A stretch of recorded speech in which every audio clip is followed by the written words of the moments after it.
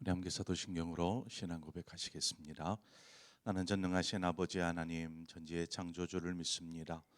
나는 그의 유일하신 아들 우리 주 예수 그리스도를 믿습니다. 그는 성령으로 잉태되어 동정녀 마리아에게서 나시고 본디오 빌라도에게 고난을 받아 십자가에 못 박혀 죽으시고 장사된 지 사흘 만에 죽은 자 가운데서 다시 살아나셨으며 하늘에 오르시어 전능하신 아버지 하나님 우편에 앉아 계시다가 거기로부터 살아있는 자와 죽은 자를 심판하러 오십니다. 나는 성령을 믿으며 거룩한 공교회와 성도의 교제와 죄를 용서받는 것과 몸의 부활과 영생을 믿습니다. 아멘. 우리 함께 찬송가 202장 하나님 아버지 주신 책은 우리 함께 찬송하도록 하겠습니다. 찬송가 202장입니다.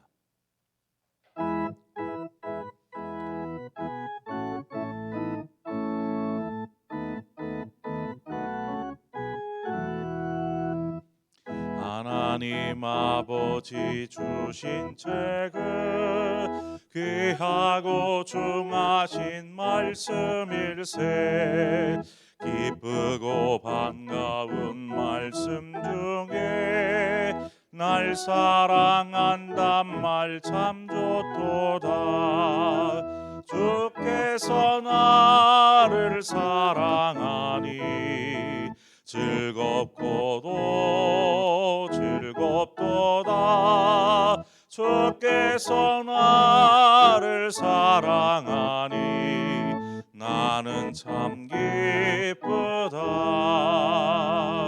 구속의 은혜를 저버리고 어긋난 딴 길로 가다가도 예수의 사랑만 생각하며 곧 다시 예수께 돌아오리.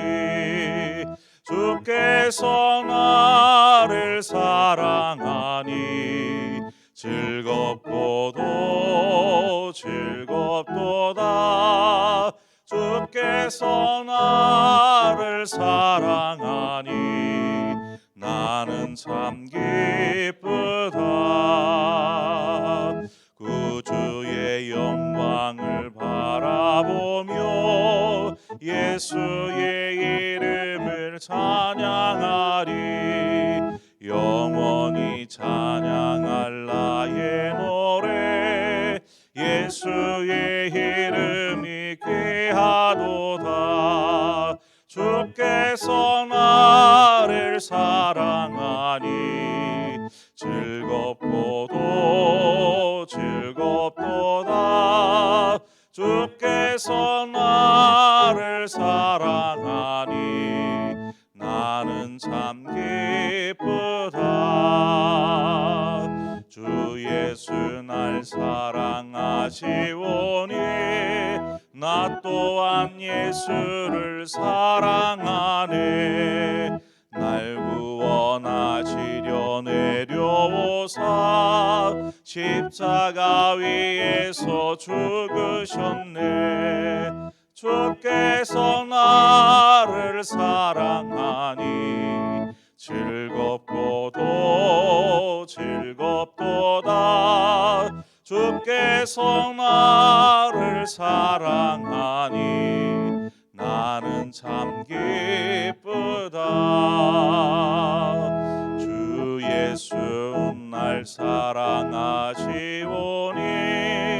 마귀가 놀라서 물러가네.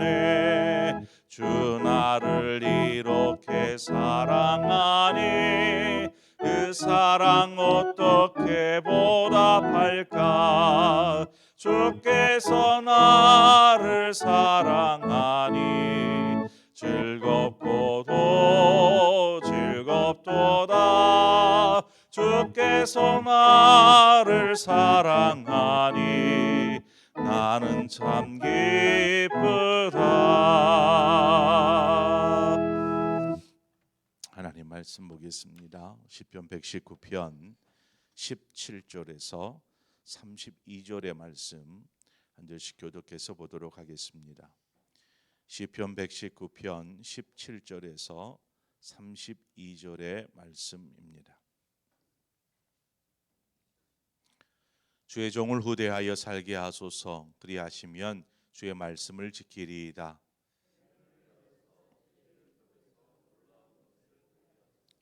나는 땅에서 나그네가 되어 싸우니 주의 계명들을 내게 숨기지 마소서.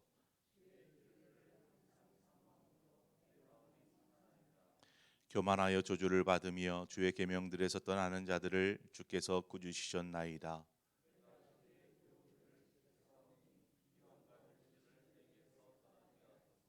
고관들도 앉아서 나를 비방하여 싸우나 주의 종은 주의 율례들을 작은 소리로 읊조리었나이다. 내 영혼이 진토에 붙어 싸우니 주의 말씀대로 나를 살아나게 하소서.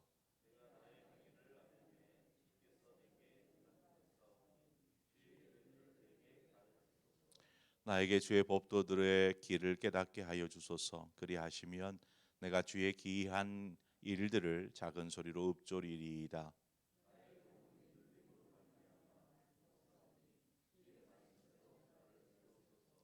거짓 행위를 내게서 떠나게 하시고 주의 법을 내게 은혜로이 베푸소서.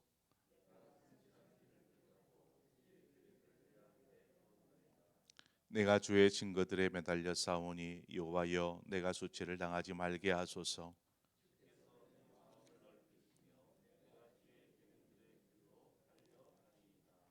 아멘. 날씨가 뭐 초겨울 날씨인 것 같아요. 아무튼 뭐 새벽 오실 때 따뜻하게 입고 오시면은 건강에 도움이 되리라 봅니다. 오늘 본문 18절을 보면 내 눈을 열어서 주의 율법에서 놀라운 것을 보게 하소서. 또 27절에 가보면 나에게 주의 법도들의 길을 깨닫게 하여 주소서. 그리하시면 내가 주의 기이한 일들을 작은 소리로 읊조리리이다라고 고백합니다. 이 시편 기자의 소원은 말씀 속에서 하나님의 뜻과 하나님의 마음을 알고 깨닫기를 원하고 있다라는 것을 우리가 알 수 있지 않습니까? 저는 이제 제 자신을 위해서 기도할 때 항상 빠지지 않고 기도하는 기도 제목이 있습니다. 뭐 그 중에 하나가 하나님의 말씀을 깨달을 수 있는 지혜를 저에게 주십시오라고 기도합니다. 말씀을 전하는 자에게 있어서 너무나 중요한 부분이 아닐 수 없지요. 우리 모두에게도 말씀을 보거나 듣거나 할 때에 우리가 그 깨달을 수 있는, 알 수 있는 영적인 안목을 우리는 가져야 합니다. 여러분이 생각할 때에 성경 말씀 어때요? 어렵습니까? 쉽습니까? 아마 대부분 어렵다. 말씀이 좀 어렵습니다. 이해가 깨달음이 바로바로 이렇게 뭐 동화책 보듯이 이해가 되면 좋겠는데 참 많이 어려운 것 같다라는 그러한 답들을 많이들 하십니다. 타락 이후에 인간에게 있어서 영적인 안목이 어두워져 버렸습니다. 그래서 하나님의 음성을 들어도 잘 듣지 못하고 깨닫지 못하게 되어 버렸습니다. 그러한 상태에서 말씀을 들으면 말씀이 뭐 잘 들리겠습니까? 아마 쉽게 깨달아지지도 않을 것입니다. 골로새서 2장 2절 3절에 보면 이는 그들로 마음의 위안을 받고 사랑 안에서 연합하여 확실한 이해의 모든 풍성함과 하나님의 비밀인 그리스도를 깨닫게 하려 함이니 그 안에는 지혜와 지식의 모든 보화가 감추어져 있느니라 말씀하고 있습니다. 이 구절에서 알 수 있듯이 하나님의 말씀은 그리스도를 깨닫게 하는 데에 목적이 있습니다. 주님을 알게 하는 데에 목적이 있는 것이죠. 그러기 위해서 1차적으로 필요한 것이 무엇이냐면 그리스도의 사랑 안에서 주님과 연합을 이루는 것입니다. 이것이 우리가 하나님의 말씀을 깨닫고 알기 위해서 가장 필요한 것이죠. 이거 말을 바꿔 쉽게 말하면 우리가 예수 그리스도 안에 있는 온전한 믿음 안에 거하여야 한다라는 것입니다. 그 삶에서 이제 말씀이 나오고 그 삶에서 하나님의 뜻이 우리가 깨달아지게 되는 것입니다. 그리스도 안에서 말씀을 듣지 않으면 말씀을 우리가 원하는 대로 아니면 우리가 원하는 것만을 취하려고 하게 됩니다. 또 원하는 대로 막 해석해 버릴 수도 있습니다. 많은 이단들이 이 골로새서의 구절을 가지고 자신들이 믿는 것이 감추어진 진리인 양 이야기하고 떠듭니다. 그리스도 안에서만이 우리는 성경을 바르게 이해할 수 있습니다. 믿음 안에 있어야 한다라는 것이죠. 믿음 밖에서 자신의 생각대로 이렇게 짜집기하고 원하는 것만 갈디에게 취해서 그것으로 뭔가를 논리를 만들고 그것을 이야기하는 것, 정말 그것은 이단들의 가장 기본적인 방법들이지 않습니까? 우리가 그러한 말씀을 보아도 우리가 그런 것들을 조심해야 합니다. 축복된 말씀 같아도요, 위아래 연결들을 보면 아닌 경우들이 있어요. 근데 우리는 좋아서 막 그 구절을 읊기도 합니다. 이처럼 우리는 예수 그리스도의 믿음 안에서 먼저는 성경을 바라보아야 합니다. 왜냐하면 성경은 예수 그리스도에 대한 이야기이기 때문에 그렇습니다. 오실 예수 그리스도, 또 다시 오실 예수 그리스도, 바로 예수 그리스도의 이야기입니다. 말씀을 깨닫는 데 있어서 두 번째 작업이 무엇이냐면 진리의 영이신 성령의 도우심을 구하는 것입니다. 그래서 개인적으로 여러분이 말씀을 읽거나 혹은 말씀을 묵상하는 큐티의 시간들을 가질 때에 우리가 이제 먼저 기도하지 않습니까? 이때에 성령께서 말씀을 깨달을 수 있도록 도움을 이제 요청하는 기도를 하게 됩니다. 우리는 성령을 통해서 말씀을 깨닫게 됩니다. 올바르게. 똑같은 말씀을 설교 말씀을 들어도 어떤 사람은 은혜를 받는 사람이 있고 어떤 사람은 은혜를 받지 못하는 그러한 경우들이 있습니다. 그러면 어떻게 왜 은혜를 받는 사람이 있고 은혜를 받지 못하는 사람이 있는 것일까요? 우리는 어떻게 해야 은혜 받는 사람이 될 수 있을까 생각해 봅니다. 우리가 말씀이 우리 안에서 역사하고 그것이 우리 안에 은혜가 되게 하기 위해서 중요한 것은 말씀 속에서 무엇을 발견하는 것이냐면 레마의 말씀입니다. 하나님께서 자신에게 하시는 말씀을 발견하여야 합니다. 나에게 주시는 말씀. 그냥 그래 하나님의 말씀이지 하고 받는 것이 아니라 나에게 하나님이 지금 무엇을 말씀하시는가. 우리가 큐티 할 때에도 그렇지 않습니까? 말씀을 읽고 묵상하면서 이것이 나에게 무엇을 말씀하시지 하고 자신에게 적용하듯이 나에게 하시는 이 레마의 말씀을 찾아야 합니다. 성경의 이야기를 듣고 아는 것은 우리의 어떤 지적인 부분들을 분명히 채울 수 있습니다. 그러나 그 말씀이 살아 역사하는 말씀이 되게 하기 위해서 말씀 속에서 하나님이 자신에게 하시는 말씀을 들을 수 있어야 합니다. 이 메레마의 말씀이 있을 때에 우리는 은혜를 경험하게 되고 그 말씀에 대하여서 순종할 수 있는 힘을 얻게 됩니다. 나에게 하시는 말씀, 내가 이 말씀대로 살겠습니다 하는 그 순종의 결단이 일어나게 되는 것이죠. 말씀은 단지 이렇게 글씨 활자로 되어 있거나 혹은 언어로 전달되어지지만 이 말씀은 살아 움직이는 말씀이다. 성경은 말하고 있습니다. 그래서 우리의 영과 혼과 육에 영향을 미치는 것이죠. 놀라운 말씀의 은혜, 말씀의 깨달음이 있게 되면 그 사람이 바뀌게 됩니다. 변화가 일어나게 되는 것이죠.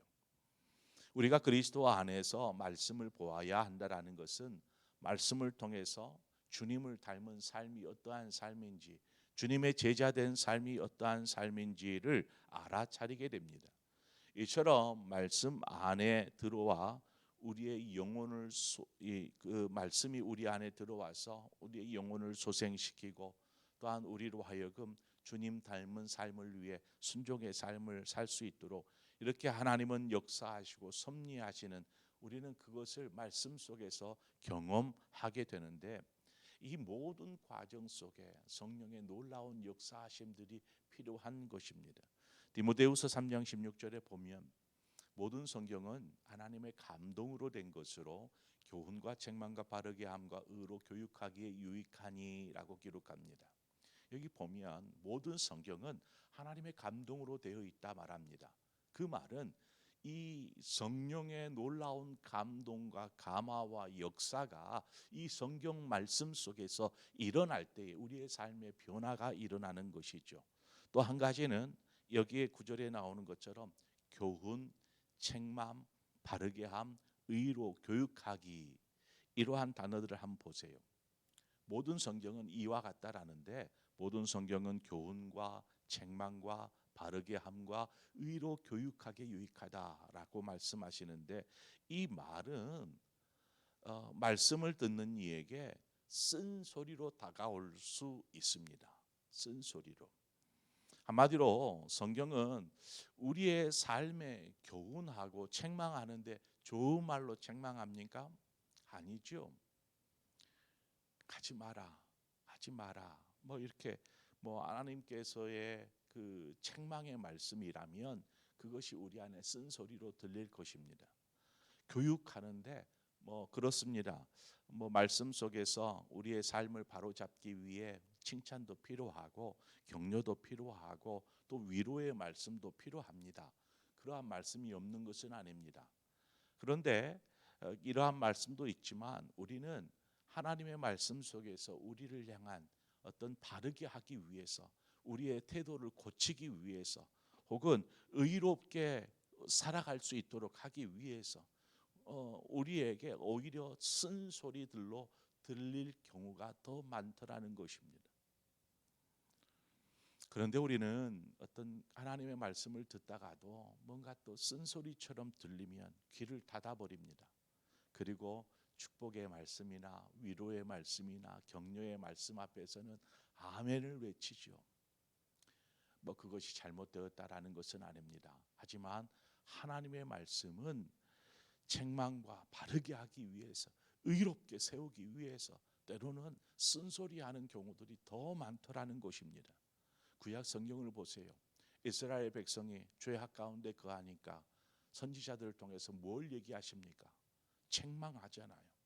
깨달으라, 그리고 돌아오라, 찢어졌으나 도로 낫게 하실 것이다 하는 그러한 메시지들을 계속해서 구약 성경에 나오지 않습니까?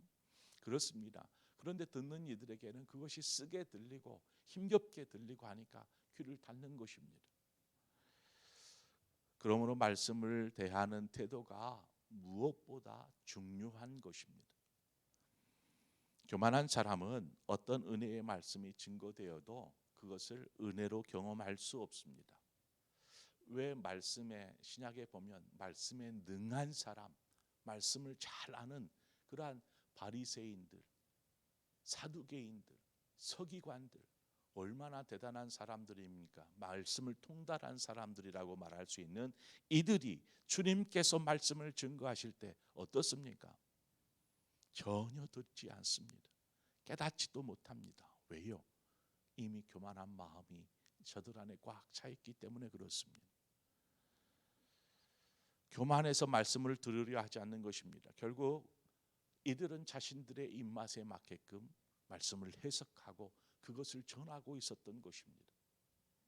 우리는 말씀을 바르게 깨닫고 그 말씀 속에서 은혜를 찾고 또한 그 말씀이 인도하는 생명의 길로 나아가기 위해서라도 우리가 앞서 말씀드렸던 바와 같이 먼저는 온전한 믿음 안에 예수 그리스도와의 연합, 즉 그 믿음 안에서 말씀을 바라보아야 하고 또 말씀을 이해할 수 있도록 성령의 도우심을 구하는 것입니다. 그래서 말씀을 듣고 읽을 때마다 하나님이 지금 이 말씀을 통해서 나에게 뭘 말씀하시는지 레마의 말씀을 찾고 그 레마의 말씀을 붙잡고 하나님 그렇게 살겠습니다 결단하는 삶이 우리의 삶을 변화시켜 주님의 제자 되게 한다라는 사실입니다. 이처럼 말씀 안에 세워지는 여러분 되시기를 바랍니다. 말씀의 은혜가 여러분의 삶 가운데 있기를 축원드립니다. 기도하겠습니다. 좋으신 하나님 아버지, 은혜와 사랑을 감사합니다. 오늘 주신 말씀처럼 우리가 말씀을 읽거나 듣거나 묵상할 때마다 하나님 그 말씀이 우리 안에 은혜로 다가오게 하여 주시옵소서. 때로는 말씀이 우리에게 다가올 때에 쓴소리처럼 다가올 때에도 아버지, 우리 스스로를 돌이켜보며 하나님 앞에 거룩하고 정결한 모습으로 서기 위해 하나님 앞에 하나님 결단하는 우리의 삶이 되게 하셔서 이 말씀이 우리의 생명을 소생하고 영혼을 소생시키고 또한 우리를 생명의 길로만 온전히 인도하는 그러한 말씀이 되게 하여 주옵소서. 항상 이 말씀을 붙잡고 사는 우리 모든 성도들 되기를 바라오며 예수 그리스도의 이름으로 기도하옵나이다. 아멘. 이 시간 우리 함께 기도할 때 우리 나라를 위해서 함께 기도하겠습니다. 이 나라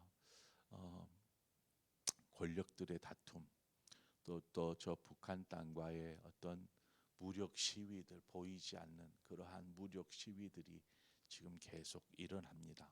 세계 정세 또한 계속되어지는 우크라이나와 러시아의 전쟁, 이러한 혼란함 속에 우리는 지금을 살아가고 있습니다. 하나님, 이 나라가 바로 서게 해주십시오. 먼저는 대통령이 바로 바른 정신을 갖게 해주십시오. 하나님을 경외하는 정신. 그래서 정말 국민들을 위해서 자신을 희생할 수 있는 사람이 되게 해주십시오. 또 많은 위정자들에게 하나님, 권력 다툼이 아니라 국민들을 위해 어떻게 하면 이 나라를 더욱 바르고 아름답게 세울 수 있을까를 고민하는 그러한 위정자들이 되게 해 주십시오. 많은 부를 소유한 경제인들이 하나님 이것들을 나누고 무엇보다도 모든 사람들이 아름답고 건강하게 살 수 있는 세상을 만들기 위해서 힘쓰는 경제인들이 되게 해 주십시오. 이 그 불완전한 우리 북한과의 그러한 정세, 세계 정세 가운데 하나님 역사하셔서 하나님의 역사의 흐름을 따라서 인도하여 주시옵소서. 우리 그러한 마음으로 나라를 위해서 함께 기도하고 또한 한국 교회를 위해서 여러분 기도해 주시기를 바랍니다. 한국 교회가 코로나라는 큰 어떤 홍역을 알았고 이제는 이것들을 회복하고 딛고 일어서야 하는데 아직 주춤거리고 제대로 일어서지 못하고 있습니다. 그것은 아마 우리 교회도 아마 비슷하리라 싶습니다. 하나님, 한국 교회를 살려 주십시오. 회복시켜 주십시오. 많은 사람들이 기독교를 욕하고 떠나고 있는 이때에 하나님, 한국 교회가 다시금 재정비하고 하나님 앞에 바로 서며 많은 이들에게 하나님의 복음을 증거하고 생명을 나누는 일들을 감당케 하여 주옵소서. 우리 그러한 마음으로 나라와 민족을 위해서, 우리 교회를 위해서 함께 합심해서 기도하도록 하겠습니다. 기도합니다. 할렐루야. 주님, 이런 시간에 하나님의 말씀을 깨닫고 말씀 가운데서 은혜를 찾는 것이 얼마나 소중한 일인지 하나님, 우리로 하여금 깨달을 수 있는